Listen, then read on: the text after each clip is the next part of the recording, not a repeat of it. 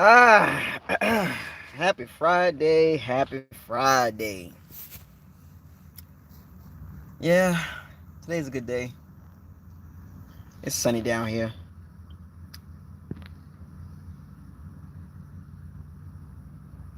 Life is good. Life is good. Once again, this is Bucos Locker coming to you live.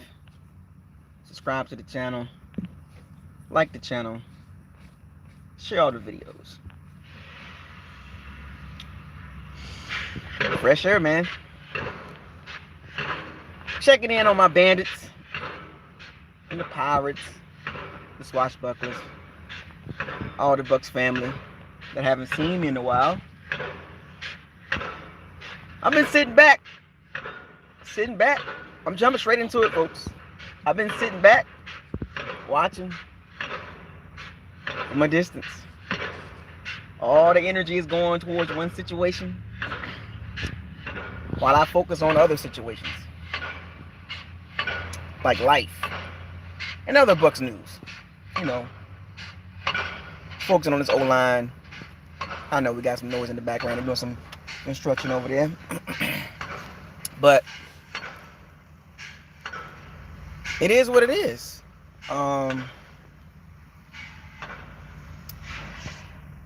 There's a lot of energy being put into the Winston situation. For whatever reason, obsession is real. I'm just sitting back watching what's going on from a distance, from Twitter to all the Bucs Facebook groups. Is day in and day out the same conversations about one guy. A lot of y'all are putting a lot of energy into this. A lot of energy is going into what you think the Bucs should do with Winston. I'm not worried. Because like I told y'all, whoever they go with, I'm riding with it. I'm staying neutral. I'm going to stay like that.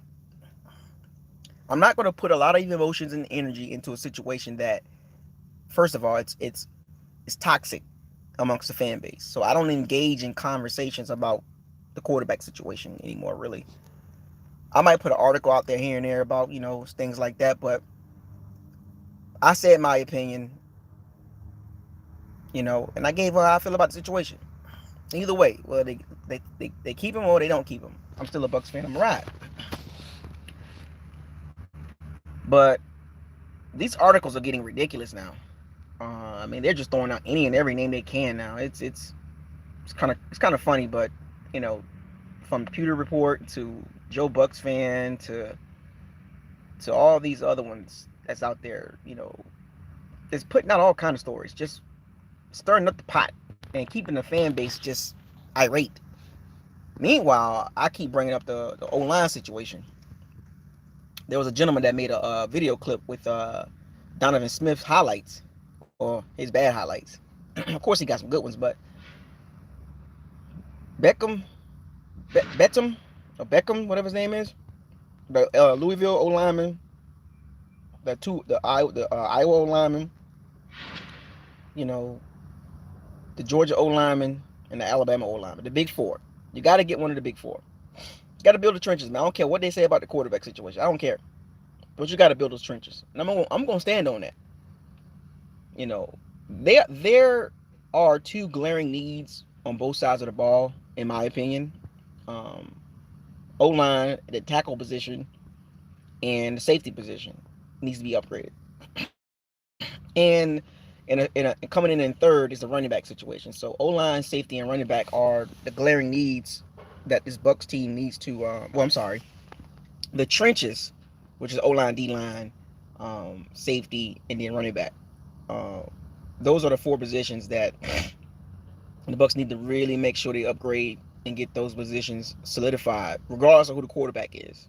The running game is the quarterback's best friend. The O-line can also be the quarterback's best friend.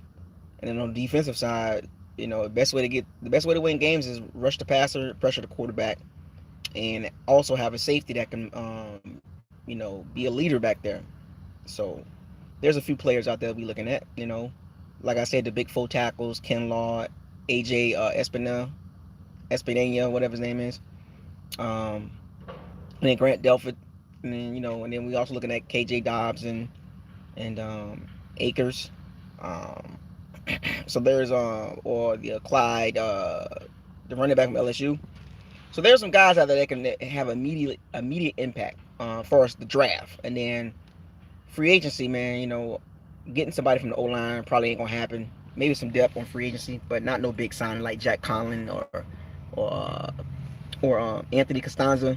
They're gonna cost too much money. We already got three guys making too much money already as it is.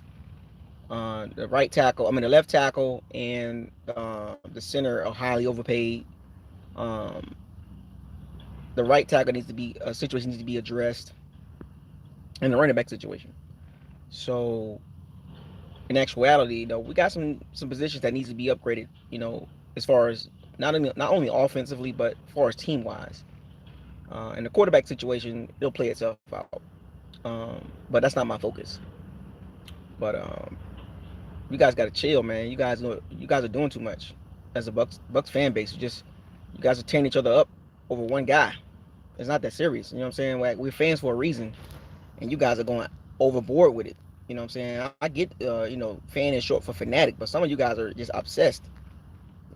I've heard quarterbacks' names from, Rivers, Brady, Dalton, Bridgewater. Now I read an article from Joe Bucks fan talking about Joe Flacco.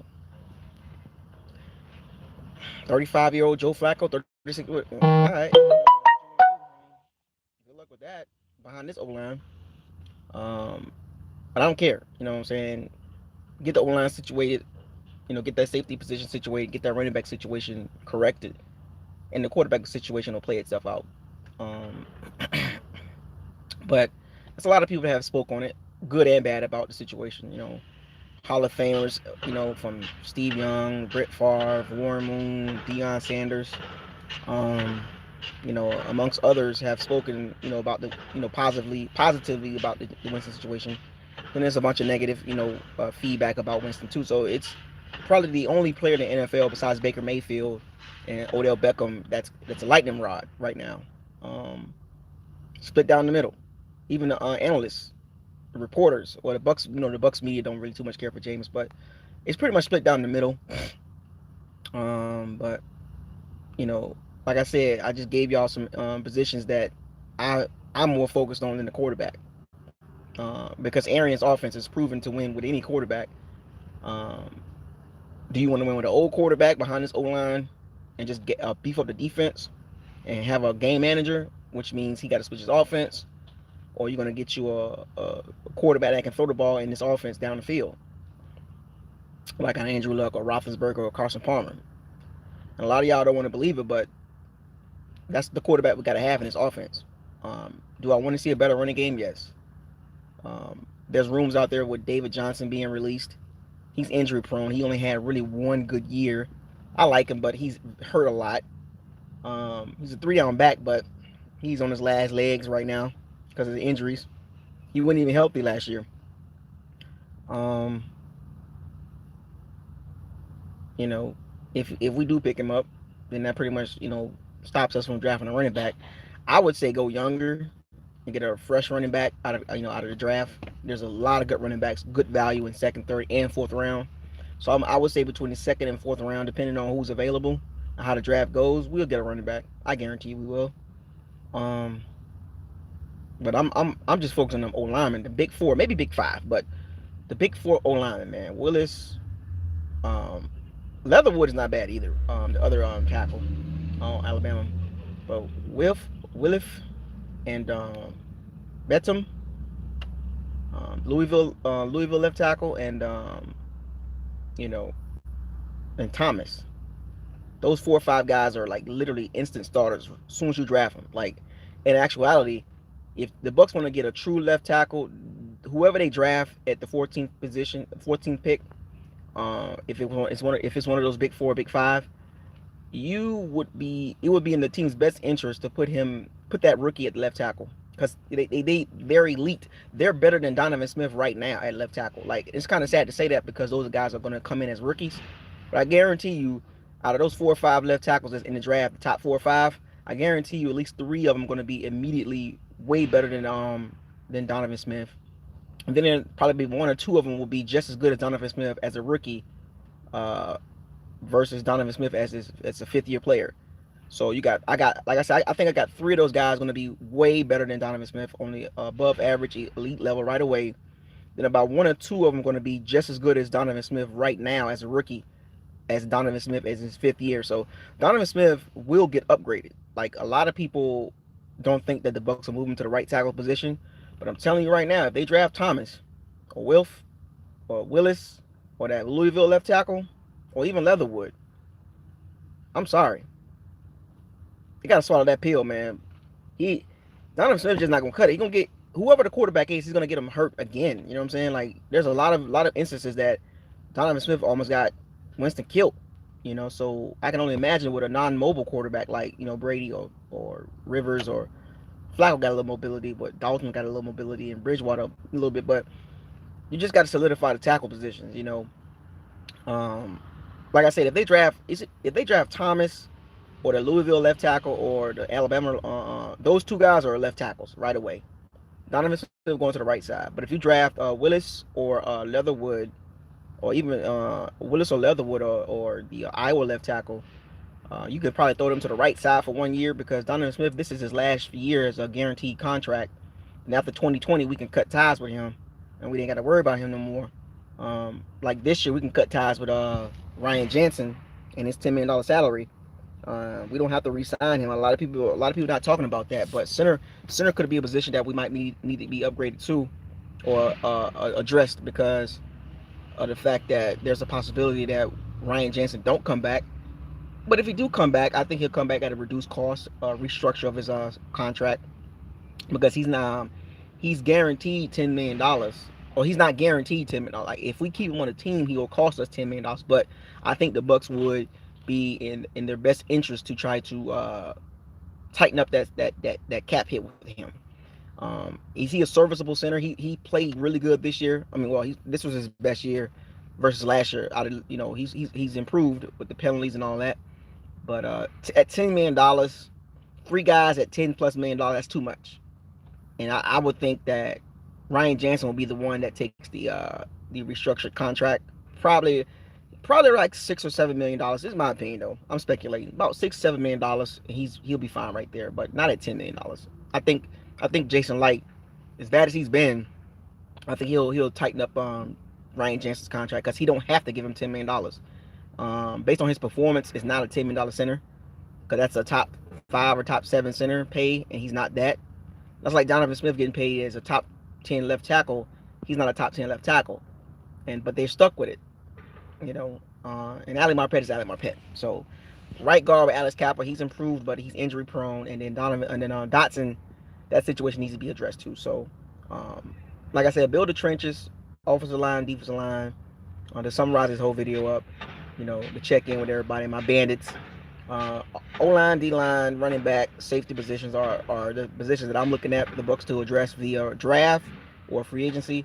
Maybe a veteran corner to help the young guys out, or maybe a veteran safety. Depends on how the draft board goes, but we'll see. I'm excited. I'm laying low key right now, watching everybody talk about one guy, while I every now and then bring up the other positions, and I'm gonna stay like that. But anyway, I hope you guys have a good weekend. It's Bucos Locker. Subscribe to the channel. You know what it is. 2020. It's bandits. It's bandit season. My bandits is around there. I know y'all around there. You know what I'm saying? If anybody try to come for Bucos Locker, y'all gonna take care of them for me. So with that being said, I just wanted to drop a little video, check in with y'all, see how everybody doing. So all my bandits, pirates, swashbucklers, Bucs fans out there, fire those cannons, seize the day, raise the flag, and of course, the slogan: no risk it, no biscuit. Let's go bandits. Bucos Locker out. Deuces.